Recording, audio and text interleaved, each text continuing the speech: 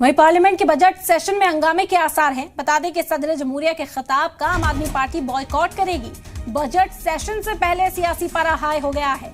All party meeting में इस बात पर चर्चा की गई थी कि अपोजिशन के जो मुद्दे हैं उन्हें ऐवान के अंदर रखा जाए, सरकार उस पर चर्चा करेगी। लेकिन यहाँ पर तो पहले से ही सूरत हाल मुख्तलिफ नजर आ रहे हैं। आपको बता दें कि आम आदमी पार्टी ने यह बड़ा ऐलान किया है कि आज सदर के खिताब का बॉयकॉट किया जाएगा। पार्लियामेंट में बजट सेशन से पहले ही हंगामे के आसार नजर आने लगे हैं। सदर जमहूरिया का खिताब जो आज होने वाला है उसका आम आदमी पार्टी बॉयकॉट करेगी।